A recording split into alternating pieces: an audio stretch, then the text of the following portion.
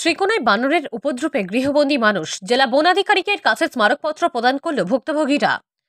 শ্রীকোনা এলাকায় বানরের উপদ্রবে বিহিত ব্যবস্থা নিতে শিলচর বন বিভাগের কাছে স্মারকপত্র প্রদান করে শ্রীকোনা বিবেকানন্দ ক্লাব ও এলাকার নাগরিকরা। উল্লেখ্য, প্রায় 10 থেকে 12 বছর ধরে বৃহত্তর শ্রীকোনা এলাকায় বানরের উপদ্রবে নাজেহাল শিশু থেকে বৃদ্ধ মহিলা সবাই। সারাদিন দরজা জানালা বন্ধ করে রাখতে হয়। 50 থেকে 60 জন বানরের আক্রমণের শিকার হয়ে কামড় খেয়েছেন। ছাত্রছাত্রীরা স্কুলে যেতে পারছে না, মানুষ আতঙ্কে দিন কাটাচ্ছেন, ব্যবসায়ীরা দোকানদারি করতে পারছেন না, জনপ্রতিনিধিরা নীরব দর্শকের ভূমিকা পালন করছেন।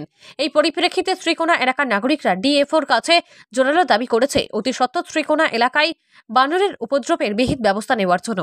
Bureau report, Barak Times. Surajit Chakraborty, Silchar. আমরা শ্রীকোনা বিবেকানন্দ ক্লাব এবং বৃহত্তর শ্রীকোনা এলাকার নাগরিকরা আমরা আজকে শিলচর সদরঘাটে ডিএফও ফরেস্ট ডিপার্টমেন্টের যে ডিএফও রয়েছে ওনার কাছে আমরা এসেছি।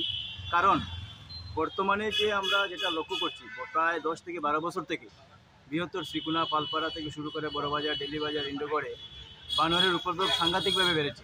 সেই বানরের উপদ্রবে সাধারণ শিশু, বৃদ্ধ থেকে পুরুষরা, মহিলা সবাই নাজেহাল। এবং এখানকার যে জনসাধারণ যারা পরিবারে রয়েছে তারা দরজা জানালা বন্ধ করে থাকতে হয় এবং ছাত্রছাত্রীরা স্কুল কলেজে যেতে পারছে না। এবং বানরের উপদ্রবে অনেকের কামড়কে অনেক টাকা খরচ করতে হয়েছে এবং কামড়ের ভয়ে অনেকে ছাদ থেকে পড়ে, অনেকে সিঁড়ি থেকে পড়ে পাও ভেঙে 3 মাস 6 মাস বিছানাতে হসপিটালে কাটাতে হয়েছে। এই যে অবস্থা, সেই অবস্থার জন্য আমরা আজকে এসেছি, যাতে ডিএফওর সঙ্গে আমাদের আলোচনা হয়েছে।